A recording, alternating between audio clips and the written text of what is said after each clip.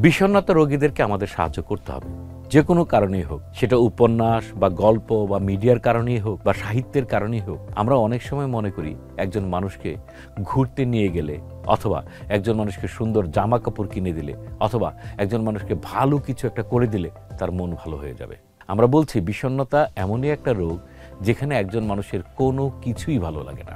যার কোনো কিছুই ভালো লাগে না, তার কি কক্সবাজার বা সুন্দর একটা জায়গায় গেলে ঘুরতে ভালো লাগবে? তার কি ভালো একটা জিনিস দেখতে ভালো লাগবে?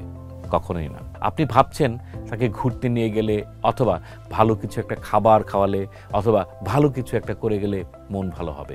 হ্যাঁ, যদি সেটা রোগের পর্যায়ে না হতো তাহলে সেটা ভালো হতে পারত। কিন্তু যখনই রোগের পর্যায়ে হবে, আপনি কক্সবাজারে নিয়ে গেলেন, আপনারা আনন্দ করছেন, আর উনি দেখছেন বিষণ্ণভাবে উনি কোনো কিছু এনজয় করতে পারছেন না।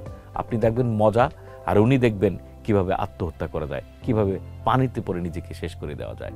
কারণ বিষণ্ণ মানুষ ভাবে আমাকে দিয়ে আর কিছুই হবে না, আমি জীবনে যা করেছি সব ভুল করেছি, এখন পর্যন্ত আমি যা করছি সেটা অটোমেটিক্যালি হয়ে যাচ্ছে, আমার তাতে কোনো কৃতিত্ব নেই। অর্থাৎ একজন মানুষ সার্বিকভাবে পিছনের দিন, বর্তমান অবস্থা এবং সামনের জগৎকে শূন্য দেখে, কোনো কিছুর আগ্রহ তার থাকে না। হোপলেসনেস, হেল্পলেসনেস এবং স্যাডনেস, ল্যাক অফ ইন্টারেস্ট, এই প্রত্যেকটা জিনিস তার মধ্যে কাজ করে। সামনে চলার কোনো রকমের কোনো আশা তার মধ্যে থাকে না। সাহায্যের নামে আমরা যাতে ভুল না করে বসি, তাকে চিকিৎসা করাতে হবে। চিকিৎসার আওতায় না আনলে এই বিষণ্ণতাই যখন আমার কোনো মূল্য নেই, সেটা রূপান্তরিত হবে আত্মহত্যা বা সুইসাইডে।